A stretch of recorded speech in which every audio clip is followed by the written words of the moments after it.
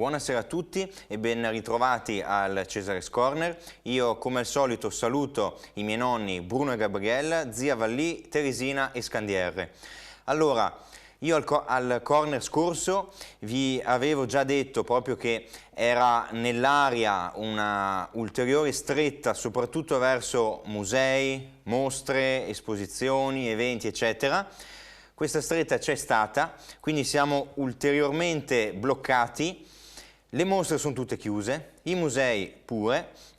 Ecco che io sono stato in grado proprio il giorno prima della chiusura, che è stata giovedì, io mercoledì ero a Ferrara, a Palazzo dei Diamanti, ho visto l'ultimissima mostra prima di questo nuovo lockdown, la mostra di Ligabue, quindi questo corner è uno spazio speciale dove oggi io vi racconto solo questa mostra.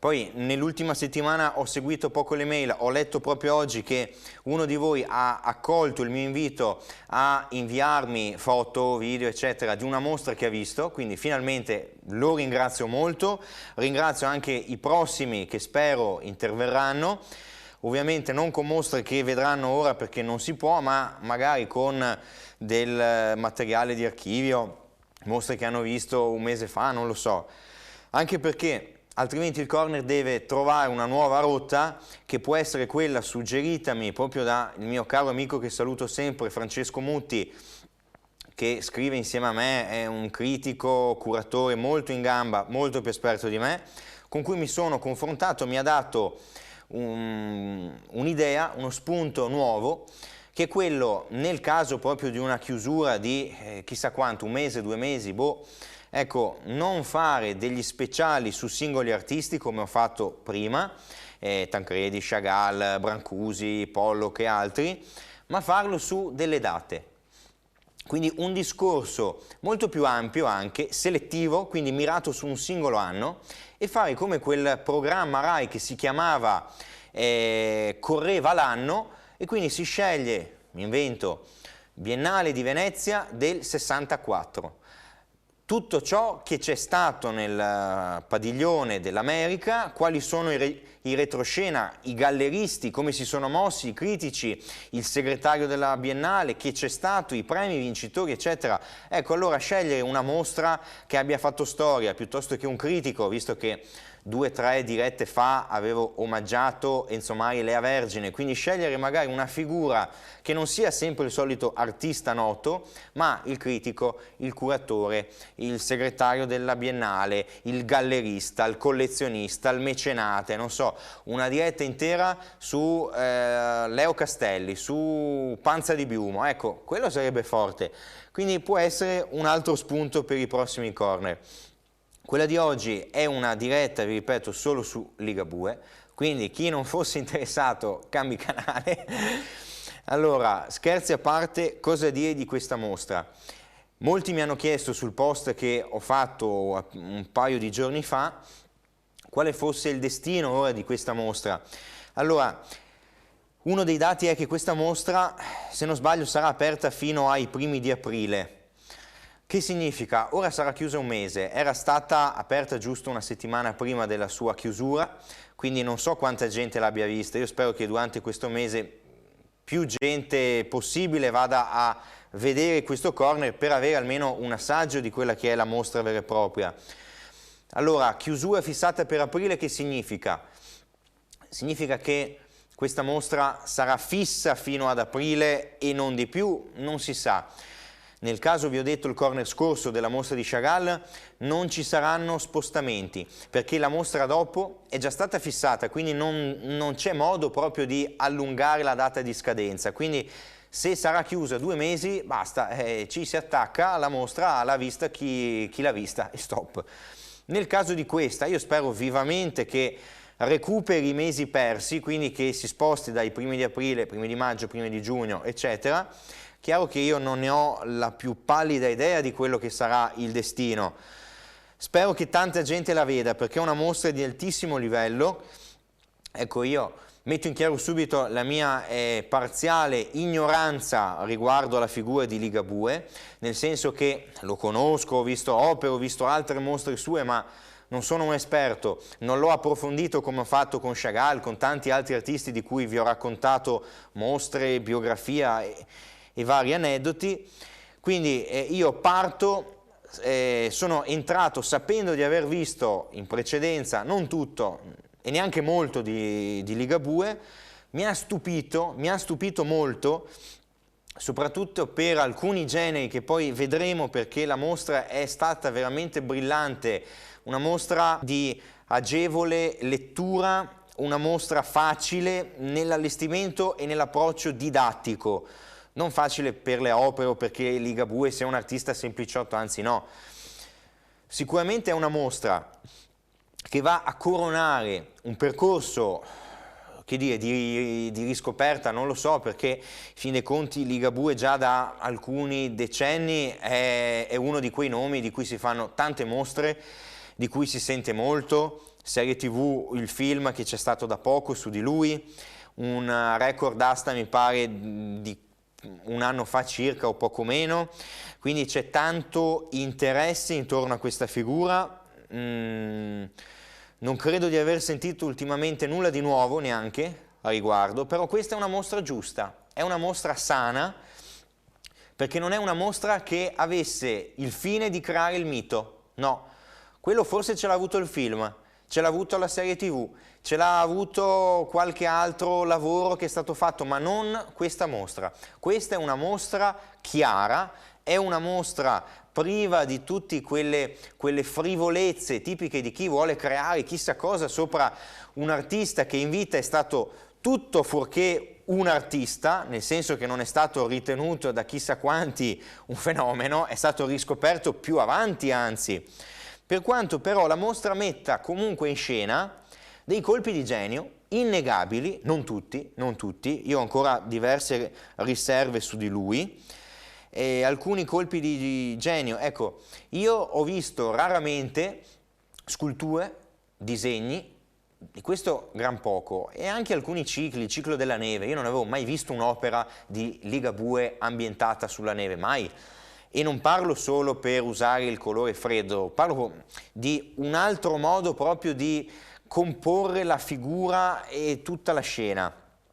Allora questa è una mostra completa che è stata, come si può dire, organizzata intorno a una divisione per sale tematica. Quindi semplicissima, non c'è l'ordine cronologico, non c'è nulla, non tira in ballo collezionisti, critici, no, è proprio lui e basta. Infatti la mostra come sottotitolo ha Antonio Ligabue, una vita d'artista. Allora, prima di iniziare parto con una mini domanda, un appunto che mi è stato fatto su un post di Facebook, ovvero Ligabue fa parte dell'Art Brut, ha dei punti di somiglianza? No, non c'entra niente con l'Art Brut, né voluta né non voluta.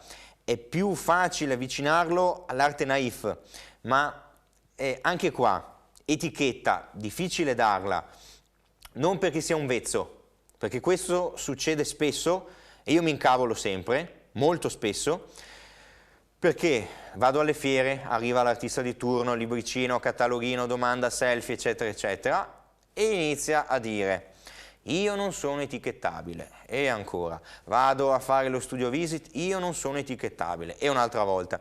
Quindi si sente spesso questa cosa del non ho un'etichetta, ma perché non ce l'hai? Perché non te la vuoi dare?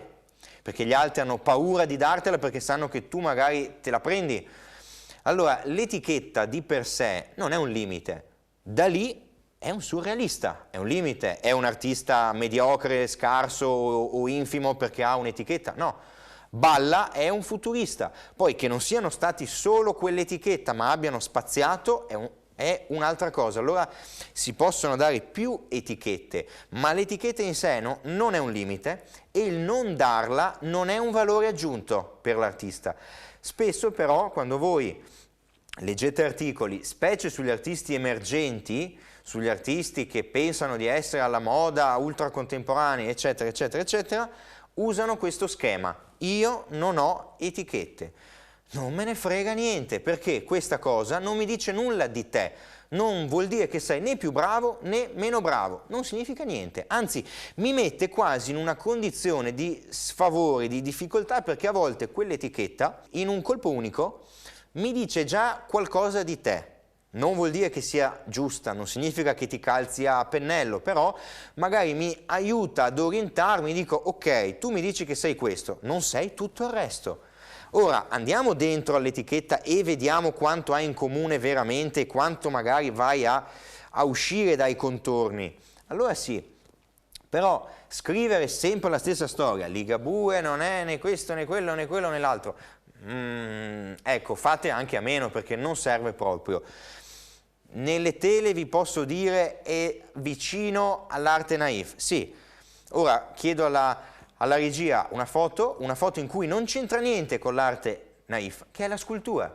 Questa è una foto, ecco, l'unica foto bella che io abbia fatto di tutta la mostra, perché io sono veramente una tragedia a fare le foto, a me servirebbe un fotografo personale fisso che mi seguisse a tutte le mostre per fare le foto. Qua trovate un cavallo in bronzo, che è arte naif questa? No, non c'entra proprio niente.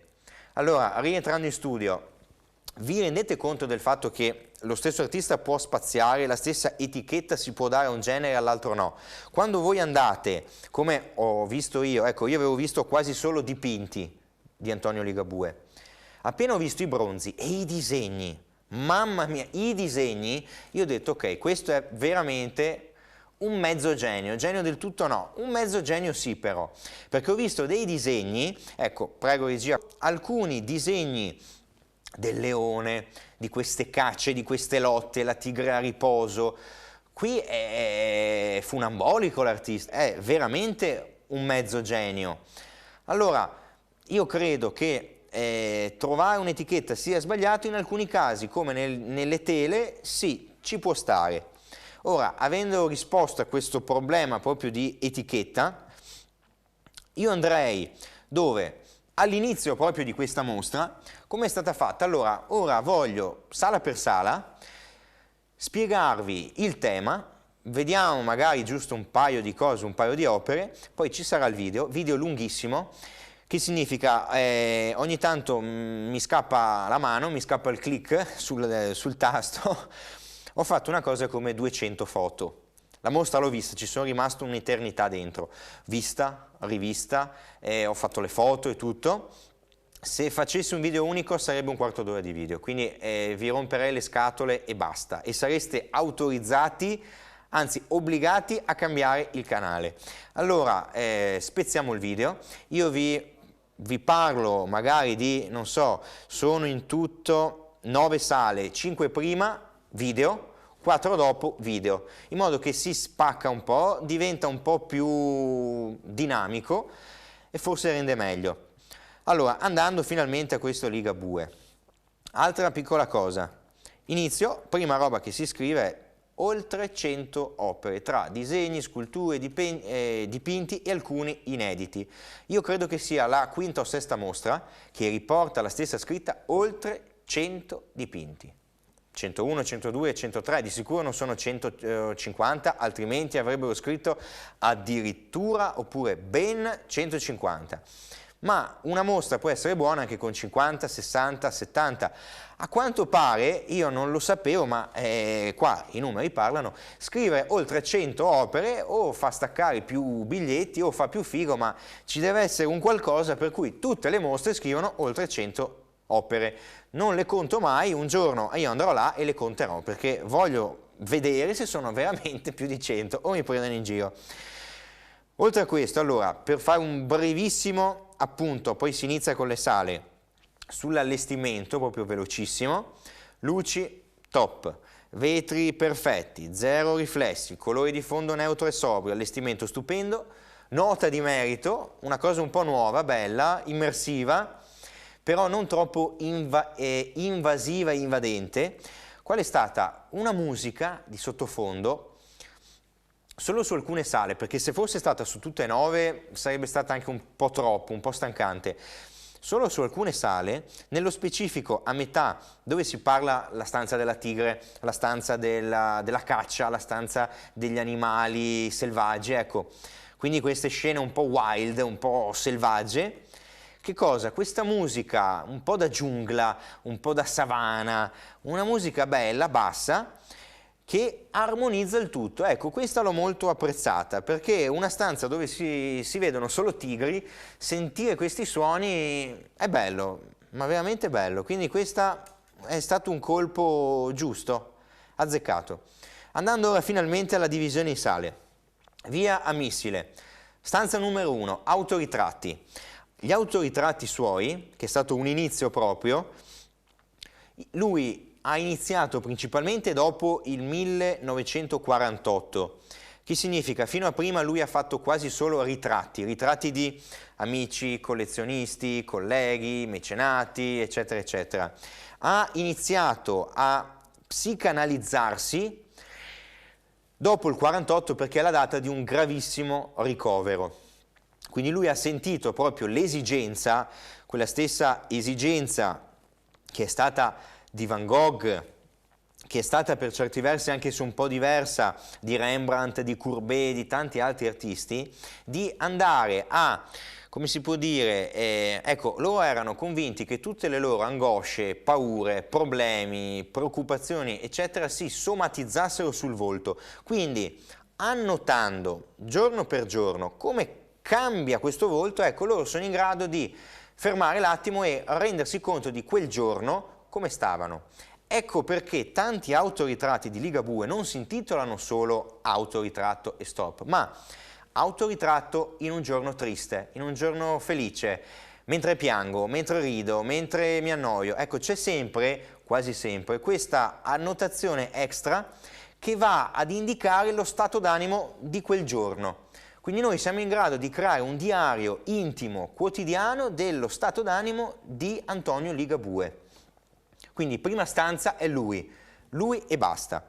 Vi dicevo Rembrandt e Courbet perché invece? Non perché fossero stati ricoverati come lui, come Van Gogh, come altri, ma più che altro perché in questi ritratti si nota un secondo aspetto che è una volontà proprio intima di dare credibilità, di dare fondamento al proprio status di artista.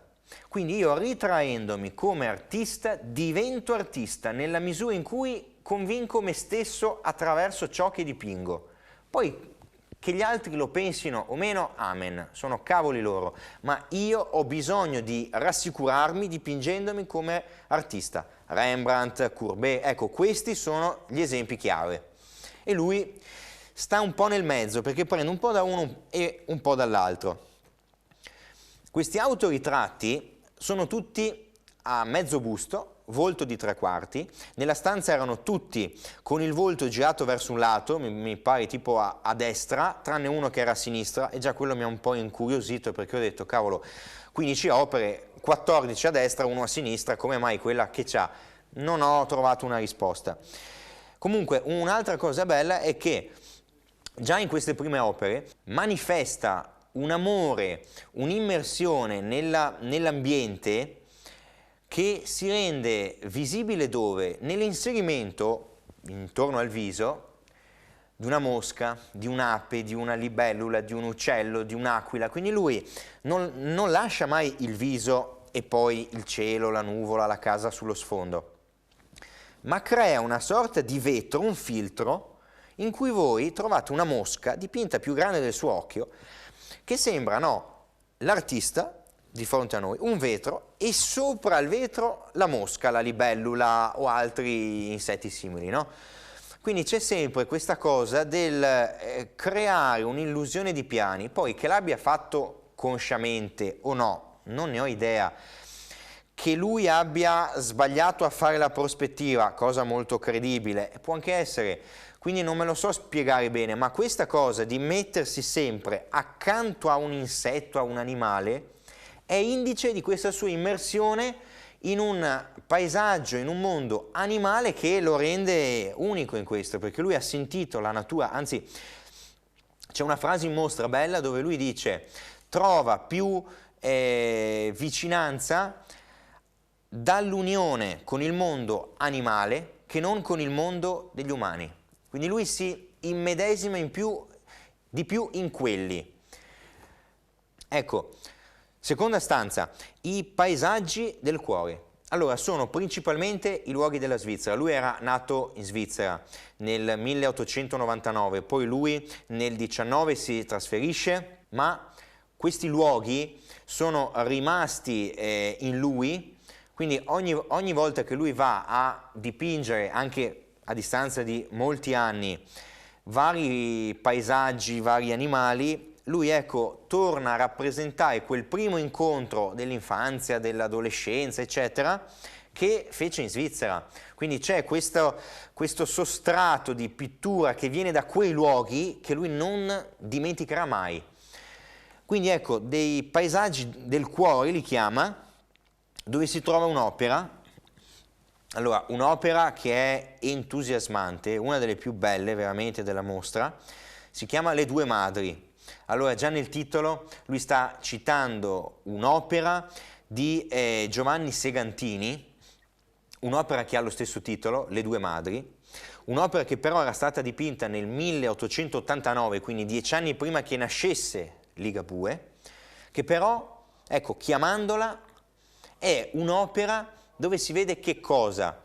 Una mucca, quindi la maternità di una mucca e il vitellino piccolo, accanto con la stessa altezza, lo stesso impatto, la stessa struttura, la stessa pittura scultorea data da cosa? Da una luce piccola che è proprio quella lanternina che illumina appena appena e va a scolpire l'immagine che diventa monumentale. Qual è il punto di vicinanza, proprio cosa c'è in comune tra le due madri, tra la madre umana e la madre animale? Il fatto che entrambi dimostrano una sorta di disinteresse verso il figlio. Una perché ha preso sonno. Chiaro che la posizione è quella di una maternità, di una pietà classica come la scultura ci ha sempre tramandato, no? Però la madre ha preso sonno e il figlio è lì che dorme, sembra quasi che gli stia per scivolare dalle mani. Invece nella madre mucca c'è il piccolo, il vitellino che ha preso sonno e la madre non se ne preoccupa, quindi c'è questo disinteresse, però entrambe sullo stesso piano. Nell'opera di Ligabue, che è molto più semplice, molto più diversa, non è un'opera simbolista, eccetera, eccetera, eccetera, qual è la differenza principale? Non tanto nella linea, nella forma, nella prospettiva, nella pennellata o altro, ma proprio nell'idea di insieme. Allora, chiaramente Ligabue ha scelto quest'opera perché condivide il tema, condivide il fatto che ci sia un'unione tra i due mondi, animale e umano, su cui lui si trova perfettamente allineato, che stabilisce cosa? Che ci sia uno stesso peso, una stessa importanza, ma ciò che cambia è la luce, perché nell'opera di Segantini la luce viene da fuori, è la luce della lanterna che si irradia, colpisce le figure, le illumina appena e le scolpisce proprio. Invece nell'opera di Ligabue quella lanternina non fa luce, è un elemento che ha la stessa luce di tutta la stanza. Quindi da che cosa proviene quella luce? Dagli animali e dalle figure. Sono le figure stesse che hanno delle luci interne che si autoilluminano. Ecco un altro fattore di vicinanza. Quella luce è energia vitale, è ciò che muove il dipinto e questa luce vitale è condivisa dagli animali e dagli uomini. Ecco la differenza. E allo stesso tempo la composizione è identica a quella di Segantini. Quindi questo, ecco, è un dialogo fatto veramente con intelligenza. Si può dire che Ligabue non fosse un artista istruito, colto, che abbia fatto chissà quali corsi di pittura a scuola, eccetera, anzi zero di questo, ma è un artista intelligente che ha ragionato su un tema, ha preso ciò che gli serviva, questa parità di spazio sulla scena, ma ha dato un contributo in più, che è una luce interiore, un'energia vitale. Quindi questa è un'opera fantastica, fantastica. Andando ora invece alla stanza numero 3, la stanza di ritratti e nature morte, laddove ecco nelle nature morte io ho trovato un livello qualitativo secondo me, quindi giudizio personalissimo, un livello qualitativo basso, medio-basso, cioè non mi piacciono per niente. C'erano 2 o 3 opere, quindi veramente poco, ma non mi hanno detto nulla. Invece nei ritratti lì è forte. Lì è forte perché? Allora, lui costruisce il volto iniziando dagli occhi, sempre. La prima cosa è che lui dipinge gli occhi, poi inizia a costruire l'intorno, il viso, e man mano si allarga e parte lo sfondo. Quindi non è uno sfondo su cui si trova un volto, ma è uno sfondo costruito a partire dal volto. È un discorso ben diverso, è centrifugo, non centripeto, il movimento che lui fa per costruire l'immagine. Anche qui sono tutti ritratti a mezzo busto, di cui vi indico proprio il principale, che è il ritratto di Giancarlo Vigorelli, un critico letterario che nel 1961 organizzò la prima mostra di Ligabue alla Galleria La Barcaccia di Roma, e non è stata solo la prima mostra, ma è stata anche quella mostra che ha sancito a livello nazionale la sua fama. Ora, andando poi alla stanza numero 4, quella che si intitola Animali selvaggi, ecco, questa è stata secondo me la stanza più bella di tutte. Una delle stanze più grandi, più piena, più varia anche. Qui c'era tutto, disegni, dipinti, sculture, era piena, allestita bene, chiara, bella, la stanza più bella. Ecco, lui si autodefinisce un pittore di animali, quindi prestando fede a questa frase, lui credo che si identifichi prevalentemente in quel genere. E qui si trova un po' di tutto: leoni, uccelli rapaci, volpi, leopardi, iene, gorilla, un po' di tutto. Alcuni fermi, altri che lottano, che si rincorrono, che fanno la caccia, ma in tutti quanti, anche laddove ci sia la stasi, quindi il leone fermo sdraiato o l'animale fermo, ecco, non c'è mai la sensazione di quiete. C'è come una sorta di angoscia velata che sta trapelando e ci dice cosa? Che da un secondo all'altro ci può essere un predatore che si andrà a scagliare su quella bestia, su quell'animale là. Quindi non c'è mai questa quiete, no, l'animale fermo, pacifico, tranquillo, no, si sente sempre questa angoscia interna, questa cosa, no, che il tempo, che il presente sia quel secondo e non quello dopo, che da un secondo all'altro tutto possa cambiare.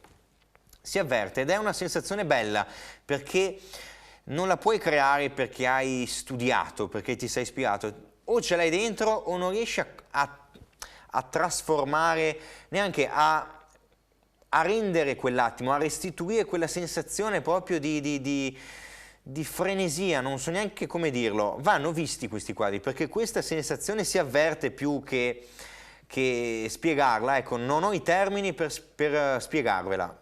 Appena vedrete le opere, quelle ferme, vedrete questa sensazione di qualcosa che si muove dentro. Dopo, stanza subito dopo, è la stanza della tigre. C'è una frase: la tigre è la regina, bellissima, e si apre con una foto che chiamo. È una foto splendida dove si vede lui che sta ruggendo contro una scultura in bronzo di una tigre, sempre opera sua, dove si vede, no, che lui si immedesima, perché lui cerca in questi animali feroci, questi animali che cercano la libertà, lui trova le sue stesse condizioni, i suoi stessi desideri, e allora ecco che li imita, diventa brutale, diventa animale in questo suo dialogo con la sua stessa opera. Quindi ora siamo alla stanza 5, ne mancano 4, come vi avevo detto, prego regia con il video.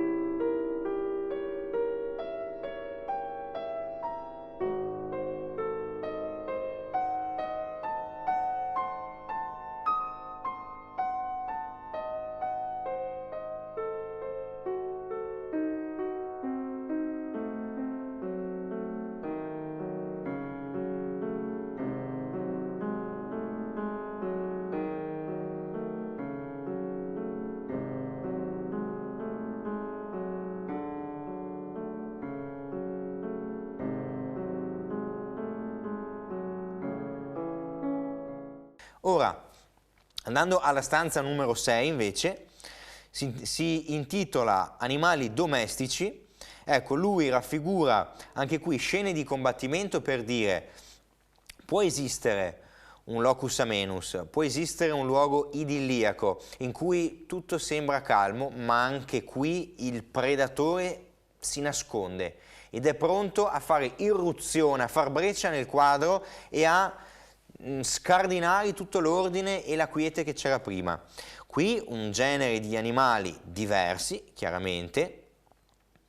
Ora, ecco, stanza numero 7, quella dei paesaggi agresti. Questa è molto diversa dal paesaggio che c'era prima, quello dei luoghi svizzeri, no? Quel paesaggio incantato dei primi anni. Allora, qui nei paesaggi agresti troviamo una composizione diversa, è molto più umanizzata, cioè non è più lo spazio dell'animale, come prima, non è l'animale che coordina lo spazio, ma è l'uomo, quindi è l'ambiente creato, forgiato dal lavoro dell'uomo, dalla presenza dell'uomo, che poi può dialogare con l'animale, può instaurare un rapporto, ma è lo spazio dell'uomo.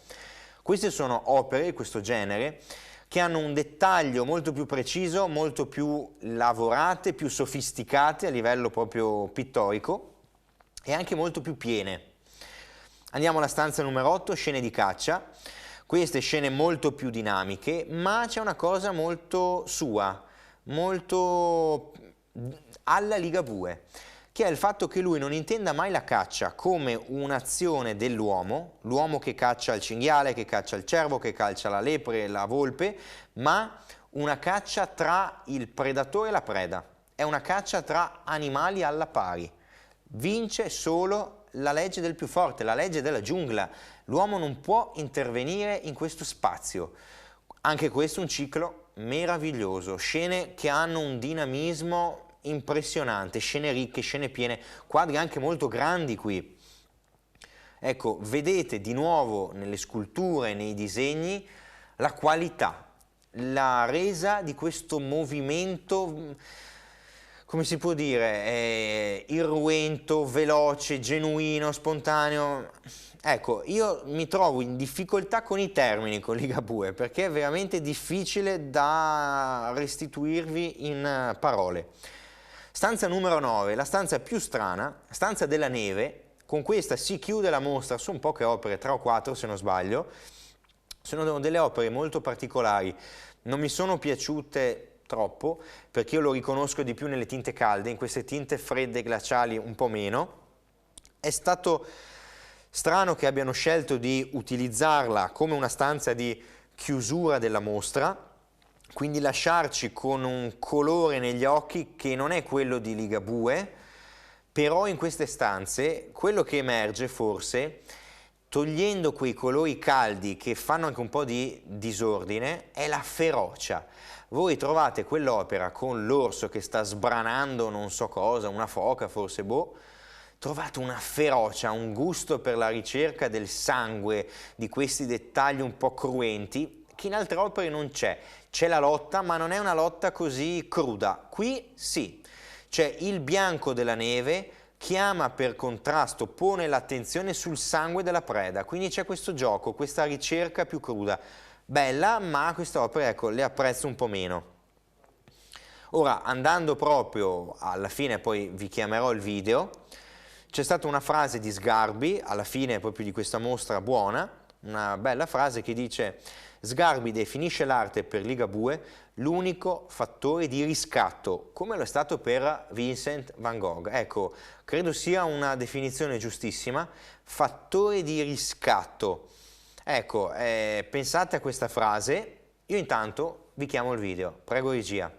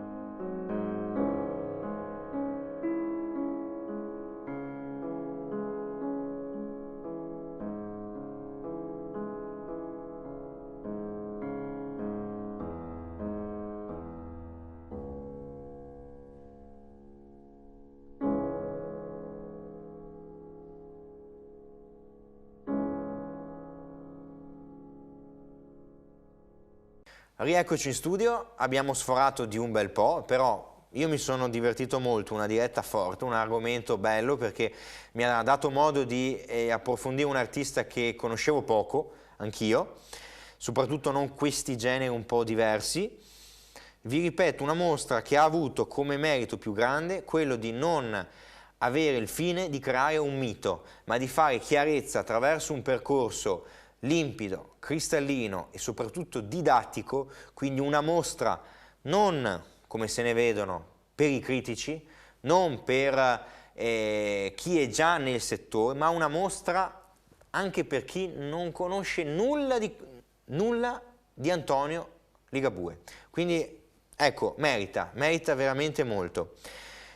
Allora, io chiudo perché sono veramente alla fine, vi anticipo che forse il prossimo corner io vi racconterò di questa mostra che mi è stata inviata via mail da uno di voi, che ringrazio ancora molto e invito altri a inviare foto e video alla mia mail, sui social, dovunque. Vi ricordo per l'ultimissima volta immagini orizzontali, più o meno una buona definizione, soprattutto foto e video con zoom, opere, scene della sala, almeno 30 elementi, perché se sono pochi devo ampliarli con immagini che devo prendere da internet, da articoli, eccetera, eccetera. Allora, siamo alla fine, io vi ringrazio, mi sono divertito particolarmente in questo corner, vi saluto, buona serata a tutti.